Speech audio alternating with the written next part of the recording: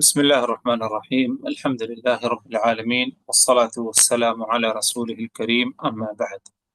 اللہ تبارک و تعالیٰ پر حمد و ثنا اور اس کے نبی کریم صلی اللہ علیہ وسلم پر بے شمار بے عدد درود و سلام کے بعد ہماری گفتگو اللہ رب العالمین کی صفات سے متعلق جاری ہے۔ شیخ الاسلام ابن تیمیہ رحمہ اللہ نے العقیدۃ الواسطیہ کی جو تالیف کی یا اس متن کو جو لکھا، حقیقت میں اگر دیکھا جائے تو یہ ایک سوال کا جواب تھا۔ سوال کا جواب اس طرح کہ ایک مقام، ایک جگہ جو کہ واسط کے نام سے ہے، ادھر سے ایک پیغام شیخ الاسلام ابن تیمیہ تک پہنچا سلام دعا کے بعد۔ اس میں یہ مطالبہ تھا، یہ اپیل تھی، یہ ریکویسٹ تھی شیخ الاسلام سے کہ آپ اہل السنہ والجماعہ کے عقیدے کے بارے میں ہمیں بتا دیں۔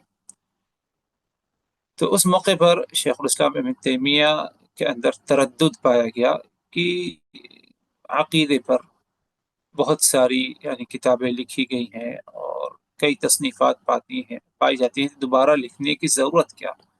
لیکن سامنے والوں کا اصرار تھا کہ نہیں، ہم آپ ہی کی زبانی سے، آپ ہی کی تحریر، آپ ہی کی کتابت سے ہم چاہتے ہیں عقیدہ اہل السنہ والجماعہ۔ تو اس سوال کے اور اس مطالبے کے جواب میں شیخ الاسلام ابن تیمیہ رحمہ اللہ نے یہ متن تحریری شکل میں، کتاب کی شکل میں کیا ہے، سامنے آئی اور ظاہر۔ اور اسی لیے جب اہل السنہ والجماعہ کے عقیدہ کی بات آتی ہے تو عقیدے کے کئی پہلو پائے جاتے ہیں، جو کہ سب سے اہم جو پہلو عقیدہ کا ہے وہ اللہ تبارک و تعالیٰ کی ذات سے متعلق کیا عقیدہ ہونا چاہیے۔ اسی لیے شیخ الاسلام نے اس متن کی ابتدا ہی سے رب العزت کے بارے میں ہمارا کیا عقیدہ ہونا چاہیے، اللہ کی ذات سے متعلق، اللہ کے اسماء و صفات اور اللہ کے اسماء حسنہ اور صفات علی سے متعلق۔ یہی وجہ ہے کہ شیخ الاسلام نے ابتدا ہی میں اللہ تبارک و تعالیٰ کی ذات سے متعلق جو صحیح عقیدہ ہے، اللہ کی صفات سے متعلق، اس کا کیا ہے ذکر فرمایا۔ یہ اگرچہ کئی صفات کا ذکر فرمایا، اور اس میں شاید ہم کئی کلاسوں سے ہم صفات ہی سے متعلق اسی پر ہماری گفتگو ہو رہی ہے، لیکن آگے جیسے ہم مزید اور بڑھیں گے تو رسولوں سے متعلق، فرشتوں سے متعلق، روز قیامت سے متعلق کیا عقیدہ ہونا چاہیے، صحابہ کرام سے متعلق کیا عقیدہ ہونا چاہیے، امہات المؤمنین سے متعلق کیا عقیدہ ہونا چاہیے، اس پر بھی کیا ہے شیخ الاسلام ابن تیمیہ کیا ہے روشنی ڈالیں گے۔ اور ہم یہ نہیں کہہ سکتے کہ شیخ الاسلام نے تمام صفات کا ذکر فرمایا، لیکن اتنا ضرور ہے کہ اللہ تبارک و تعالیٰ کی ذات مبارکہ سے متعلق جو اہم صفات ہیں، جن کا ذکر قرآن مجید میں صریح طور پر پایا جاتا ہے، ان صفات کی طرف کیا ہے اشارہ کیا۔ اس میں کوئی خاص ایسی وجہ بتائی نہیں جا سکتی کہ کیا وجہ ہے کہ شیخ الاسلام نے صفت رحمت کا ذکر فرمایا اور اس سے پہلے صفت محبت کا ذکر فرمایا، اس سے پہلے کسی اور صفت کا ذکر فرمایا۔ یہ کیا کوئی خاص وجہ ہے کہ شیخ الاسلام ہر مرتبہ کسی ایک صفت کا ذکر فرماتے ہیں؟ ایسی کوئی خاص وجہ نہیں بتائی جا سکتی، بلکہ اجمالی طور پر اگر دیکھا جائے تو اللہ تبارک و تعالیٰ کی ذات مبارکہ سے متعلق جو اہم صفات ہیں، جن کا ذکر قرآن مجید میں صریح طور پر موجود ہے، اسی پر شیخ الاسلام نے کیا ہے روشنی ڈالی ہے۔ اور ان صفات کے بارے میں علم ہونا یہ بے حد کیا ہے ضروری ہے۔ ضروری اس لیے ہے کیونکہ انہی صفات کے ذریعے بندہ اپنے خالق کو، اپنے پروردگار کو اور اپنے رب کو کیا ہے پہچانے گا۔ اللہ تبارک و تعالی کو پہچاننے کا جو سب سے بہترین طریقہ وہ یہی کہ اللہ کے اسماء حسنہ اور صفات باری تعالی، صفات علی کو ہم پہچانیں۔ اللہ تبارک و تعالی کی صفات میں سے ہے کہ اللہ کی ذات رازق ہے، رزق دینے والی ہے۔ اگر ہم اللہ کو اس طرح نہ پہچانے کہ اللہ رازق ہے، تو بندہ صرف اللہ کو رزق کے بارے میں معاملے میں وحدہ لا شریک نہیں سمجھے گا، کیونکہ اسے معلوم ہی نہیں کہ اللہ صرف رازق ہے۔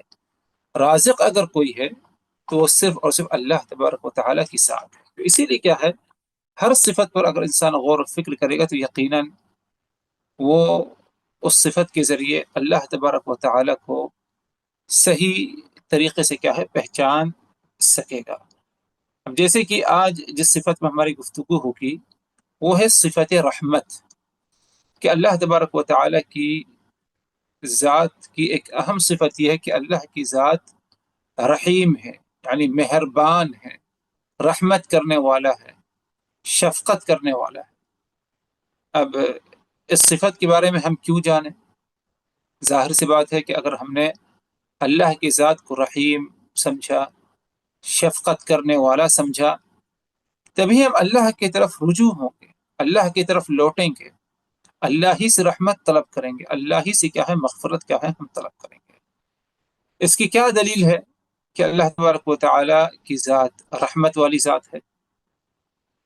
مشہور آیت جو کہ ہم میں سے ہر ایک کو یاد ہے، ہماری زبان میں ہے، پر ہے، ہر دن کئی مرتبہ ہم اسے پڑھتے ہیں، رب العزت کا فرمان، بسم اللہ الرحمن الرحیم، میں شروع کرتا ہوں اللہ کے نام سے۔ اور یہ اللہ کون ہے؟ جو کہ رحمان ہے اور رحیم۔ رحمان رحمت سے ہے، اور اسی طرح رحیم بھی رحمت سے ہے۔ رحمان ایک عام رحمت ہے، اور رحیم ایک خاص رحمت ہے۔ یعنی دونوں میں اگر ہم فرق کرنا چاہیں تو جیسے کہ بعض اہل علم کا کہنا ہے کہ رحمان سے مراد کہ دنیا میں بھی رحم کرتا ہے اور آخرت میں بھی رحم فرماتا ہے، ایک عام رحمت ہے۔ دنیا میں ہر ایک پر اللہ تبارک و تعالی رحم فرماتا ہے، یہاں تک کہ ایک انسان جو کہ اللہ کو وحدہ لا شریک نہیں سمجھتا، یعنی غیر مسلم ہے، اللہ اس پر بھی کیا ہے رحم فرماتا ہے۔ ہاں، ایک خاص رحمت ہے، اس خاص رحمت کا مستحق اگر دیکھا جائے تو صرف اور صرف اہل ایمان ہے۔ تو اسی لیے بسملہ میں دونوں قسم کی رحمت کی طرف اشارہ ہے کہ اللہ تبارک و تعالیٰ کی ذات رحمان ہے، دنیا میں ہر ایک کے لیے ہے، آخرت میں خاص لوگوں کے لیے ہے، اور رحیم ہے، رحیم یعنی ایک خاص رحمت جو کہ صرف اور صرف اہل ایمان والوں کے ساتھ ہے۔ ایک دوسری آیت کریمہ جس کے ذریعے اس صفت کو ثابت کرنا چاہا شیخ الاسلام ابن تیمیہ رحمہ اللہ نے، اللہ تبارک و تعالی کا فرمان، ربنا وسعت كل شيء رحمة وعلما۔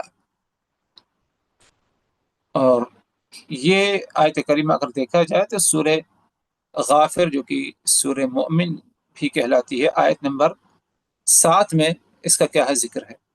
رب العزت کا فرمان فرشتوں کے بارے میں، الذین یحملون العرش ومن حولہ، جو لوگ عرش الہی کو اٹھائے ہوئے ہیں، یعنی فرشتے ہیں جو کہ اللہ تبارک و تعالیٰ کے عرش کو اٹھائے ہوئے ہیں، یسبحون بحمد ربہم، یہ فرشتے جو عرش الہی کو اٹھائے ہوئے ہیں، یسبحون بحمد ربہم، اللہ تبارک و تعالیٰ کی تسبیح، اس کی حمد و ثنا اور تعریف بیان کرتے ہوئے، وَيُؤْمِنُونَ بِهِ، اللہ کی تسبیح بیان کرتے ہیں، اللہ کی تعریف بیان کرتے ہیں، وَيُؤْمِنُونَ بِهِ، اور اللہ کی ذات پر ایمان بھی رکھتے ہیں، وَيَسْتَغْفِرُونَ لِلَّذِينَ آمَنُوا، اور جنہوں نے ایمان لایا یہ فرشتے ان کے حق میں دعائے مغفرت بھی کرتے ہیں۔ مزید اور یہ فرشتے کیا کہتے ہیں؟ ربنا وسعت كل شيء رحمة وعلما، اے اللہ وسعت كل شيء رحمة وعلما، تیری رحمت اور تیرا علم ہر چیز کو گھیر رکھا ہے۔ یعنی اللہ تبارک و تعالیٰ کی رحمت کیسی رحمت ہے اس کے بارے میں وضاحت ہے کہ ربنا وسعت كل شيء رحمة وعلما، اے اللہ تعالیٰ تیری رحمت اور تیرا علم ہر چیز کو گھیر رکھا ہے، یعنی تیری رحمت ہر ایک کے لیے، ہر انسان کے لیے ہے، ہر مخلوق کے لیے تیری رحمت ہے۔ تیری رحمت صرف خاص یا مخصوص لوگوں کے لیے نہیں بلکہ ہر ایک کے لیے تیری رحمت ہے۔ اور اسی طرح علم کیا ہے؟ ہر چیز کو گھیر رکھا ہے. یعنی اللہ تبارک و تعالیٰ کا علم کامل مکمل علم ہے. اللہ تبارک و تعالیٰ سے کوئی چیز پوشیدہ اور چھپی ہوئی نہیں ہے، بلکہ ہر چیز کے بارے میں اللہ تبارک و تعالیٰ کو کیا ہے؟ علم ہے. آیت کے اختتام میں فاغفر للذین تابوا واتبعوا سبیلک وقہم عذاب الجحیم، فرشتے اللہ تبارک و تعالیٰ سے یہ بھی دعا کرتے ہیں، اے اللہ تعالیٰ جنہوں نے توبہ کیا اور سیدھی راہ کی اتباع اور پیروی کی، اے اللہ تعالیٰ تو ان کی مغفرت فرما دے اور ان کو عذاب جہنم سے تو انہیں کیا ہے؟ بچا دے. تو اس آیت کریمہ سے یہ ثابت ہو رہا ہے کہ اللہ تبارک و تعالیٰ کی جو رحمت ہے وہ کامل رحمت ہے، ہر ایک کو کیا ہے؟ شامل کی ہوئی ہے. اور جیسے کہ بات گزری، یہ رحمت ایمان والوں کے لیے بھی ہے اور اللہ کی رحمت غیر ایمان والوں کے لیے بھی ہے. اسی لیے اس دنیا میں ایک غیر ایمان والا شخص جو کہ کافر ہے، غیر مسلم ہے، اللہ تبارک و تعالیٰ کی ذات مبارکہ کے ساتھ اس نے بے انصافی کی، زیادتی کی، اللہ کے ساتھ دوسرے کو شریک ٹھہرایا، اللہ کی نافرمانی کی، آخری نبی اور رسول کی نبوت اور رسالت کو ٹھکرا دیا. لیکن اس کے باوجود اللہ تبارک و تعالیٰ اسے نعمتوں سے نوازتا ہے، اسے کھانا پینا سے نوازا ہے، اسے اولاد سے نوازتا ہے، اسے دیگر اور نعمتوں سے نوازا ہوا ہے. یہ سب کیا ہے؟ یہ سب اللہ تبارک و تعالیٰ کی رحمت ہی کا کیا ہے؟ حصہ ہے. ہاں یہ بات الگ ہے کہ ایمان والوں کے ساتھ بھی اللہ تبارک و تعالیٰ رحم کرتا ہے، لیکن غیر ایمان والے اور ایمان والوں کے ساتھ رحم کرنے میں اللہ تبارک و تعالیٰ کی طرف سے دونوں میں فرق یہ ہے کہ غیر ایمان والوں کے ساتھ اللہ تبارک و تعالیٰ مہربان ہے، وہ صرف دنیاوی زندگی میں، اخروی زندگی میں ان پر مہربان نہیں ہے. لیکن ایمان والے کے ساتھ اللہ تبارک و تعالیٰ دنیا میں بھی رحم فرماتا ہے اور آخرت میں بھی رحم فرماتا ہے. یعنی غیر ایمان والوں کے ساتھ اللہ تبارک و تعالیٰ مہربانی کرتا ہے، ان پر رحم فرماتا ہے، لیکن غیر ایمان والوں کے ساتھ جو مہربانی رحم فرماتا ہے وہ صرف دنیا میں، دنیاوی امور، دنیاوی زندگی میں. لیکن ایمان والوں کے ساتھ اللہ تبارک و تعالیٰ جو رحم فرماتا ہے وہ دنیا میں بھی اور آخرت میں بھی. اور دنیا میں جس طرح اللہ تبارک و تعالیٰ ایمان والوں کے ساتھ رحم فرماتا ہے، اس طرح غیر ایمان والوں کے ساتھ رحم نہیں فرماتا.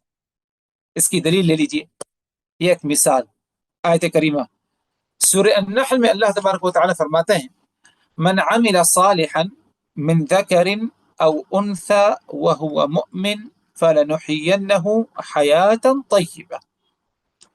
جس شخص نے عمل صالح کا اہتمام کیا، من عمل صالحا، جس شخص نے یا جس نے عمل صالح کا اہتمام کیا، نیک عمل کیا، من ذکر وہ مرد میں سے ہو، او انثى یا عورتوں میں سے ہو، وہو مؤمن ایمان کی حالت میں.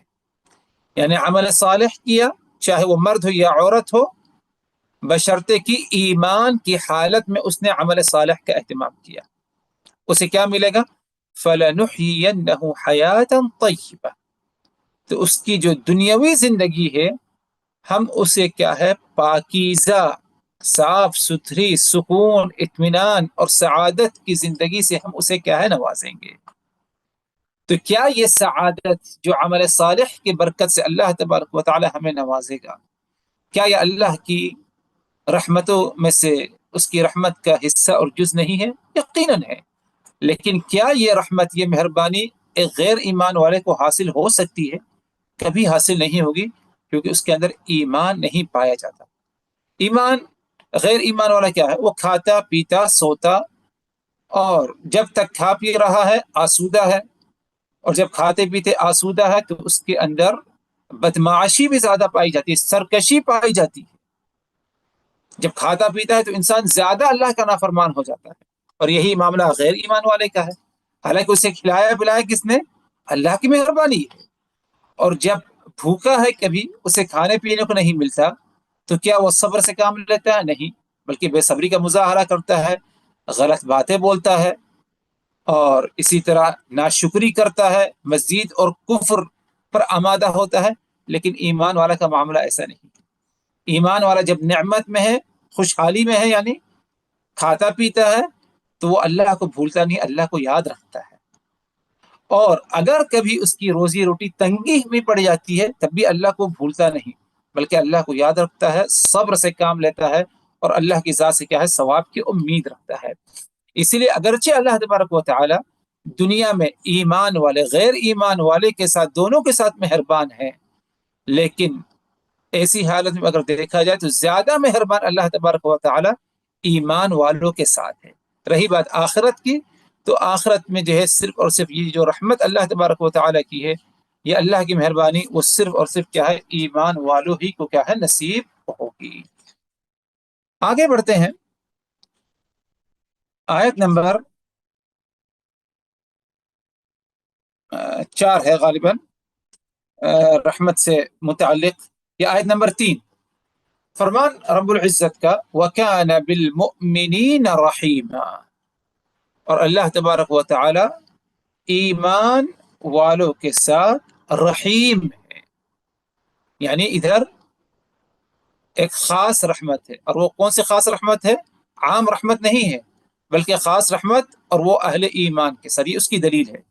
یعنی اگر ہم یہ بات کہتے ہیں کہ اللہ تبارک و تعالی کی رحمتوں کی 2 قسمیں ہیں، ایک عام رحمت ہے جو کہ ایمان والوں کے لیے ہے، غیر ایمان والوں کے لیے ہے.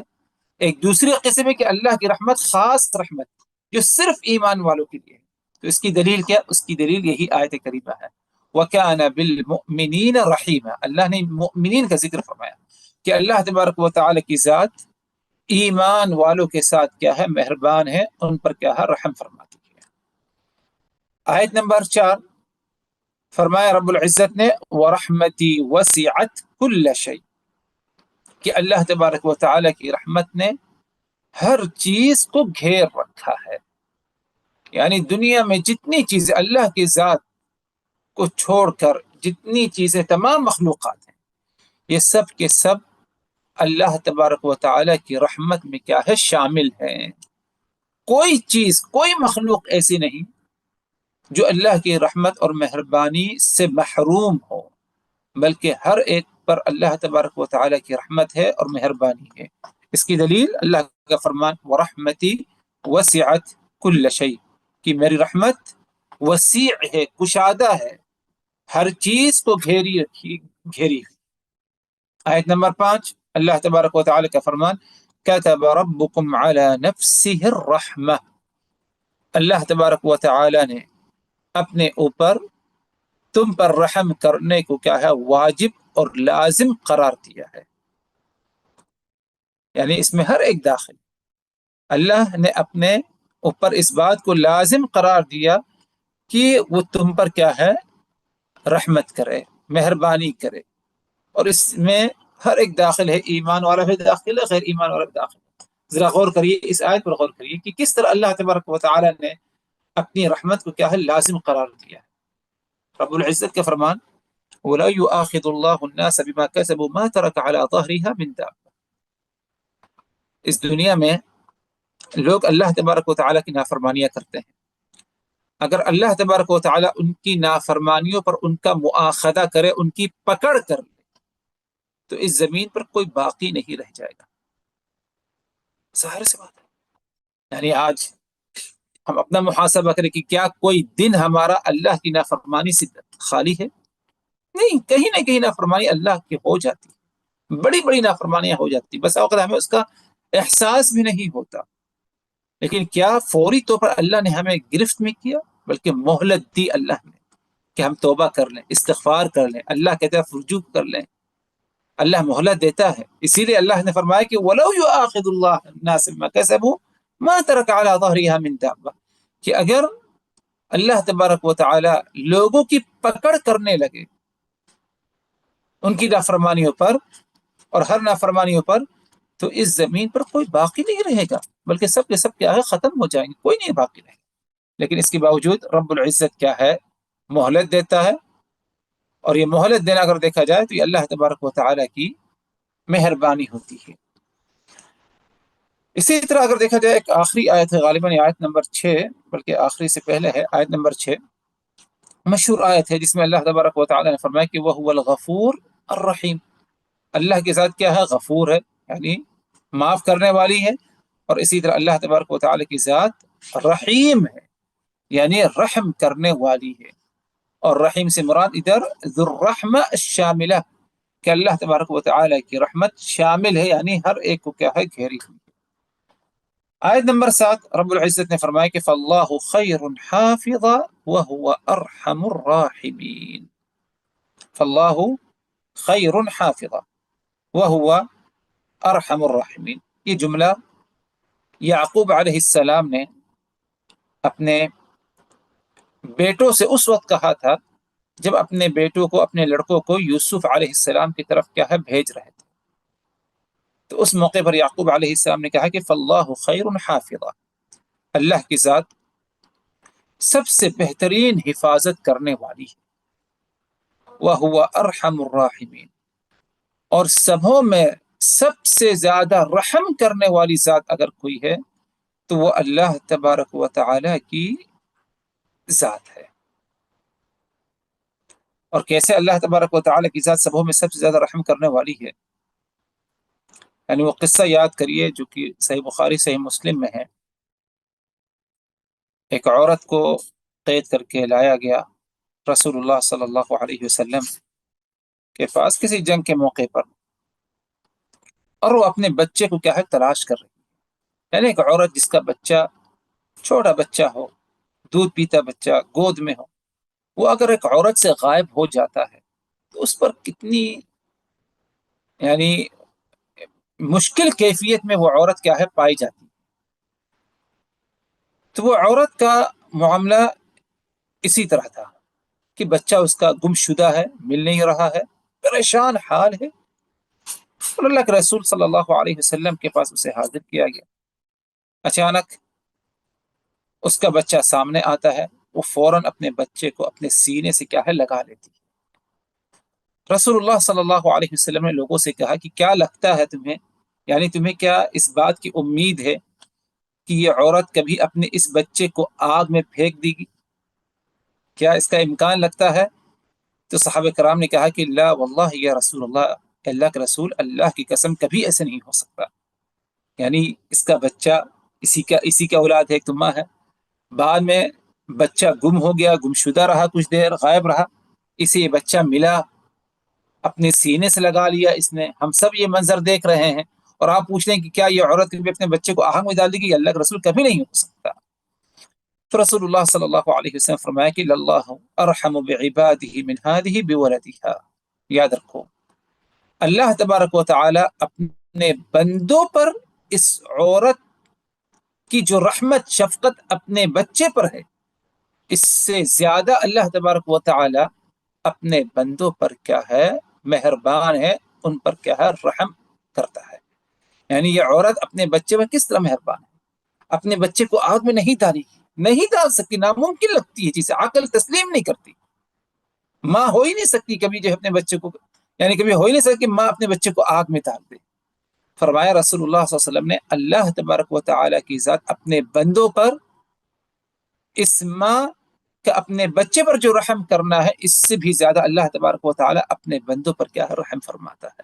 تو غور کریے، اللہ ایسے ہی آگ میں نہیں ڈال دے گا کسی کو اپنے بندوں میں سے، بلکہ اللہ تبارک و تعالی مہلت دیتا ہے، اور جسے کہتے ہیں کہ رب العزت مہربانی کرتا ہے، اور اللہ تبارک و تعالی کی جو مہربانی لوگوں پر ہے وہ یعنی سب سے بڑی مہربانی اس کی مہربانی سے بڑھ کر کسی اور کی مہربانی نہیں ہو سکتی۔ یہاں تک کہ انسان کے ماں باپ والدین کی بھی جو مہربانی ہے وہ اللہ تبارک و تعالی کی مہربانی اگر دیکھا جائے تو رب العزت کی مہربانی ان سے کیا ہے؟ زیادہ کیا ہے؟ پائی جاتی ہے، کیونکہ اللہ کی ذات ارحم الراحمین ہے، تمام رحم کرنے والے، تمام مہربانی کرنے والوں میں سب سے زیادہ مہربان کون ہے؟ اللہ تبارک و تعالی کی ذات ہے۔ آپ پر آپ کے والدین کی مہربانی ہے، شوہر پر عورت کی مہربانی ہے، عورت پر شوہر کی مہربانی ہے، بچوں پر جو ہے دوسروں کی مہربانی ہے، بہت مہربانیاں لوگوں کی طرف سے آپ کو حاصل ہیں، بہت لوگ آپ پر مہربان ہیں، لیکن ان تمام کی مہربانی ایک طرف رکھ دی جائے رحمت کو، اور اللہ تبارک و تعالیٰ کی مہربانی کو ایک طرف رکھ دیا جائے، یقیناً اللہ تبارک و تعالیٰ کی رحمت اور شفقت اور مہربانی سبوں پر کیا ہے؟ غالب رہے گی۔ تو یہ اللہ کی جو ایک اہم صفت ہے رب العزت کی صفت رحمت، اس کا یعنی ثبوت مل رہا ہے کتاب اللہ کے مختلف آیات میں ہے، اور مختلف انداز میں رب العزت نے بتایا۔ اسی طرح نبی پاک صلی اللہ علیہ وسلم کی سنت بھی اس کی کیا ہے؟ دلیل پائی جاتی ہے۔ اللہ تبارک و تعالی ہم سبوں کو ہر وہ عمل کرنے کی توفیق دے جس عمل کے کرنے پر ہم اللہ تبارک و تعالی کی طرف سے ایک خاص مہربانی اور رحمت کی کیا ہے؟ مستحق بنے، اور ہر ایسے عمل سے تو اللہ تعالی ہمیں بچنے کی توفیق دے جس عمل کے کرنے پر ہم جو ہے تیری مہربانی سے کہیں محروم نہ رہ جائیں۔ ربنا آتنا في الدنيا حسنة وفي الآخرة حسنة وقنا عذاب النار۔ سبحان ربك رب العزة عما يصفون وسلام على المرسلين والحمد لله رب العالمين۔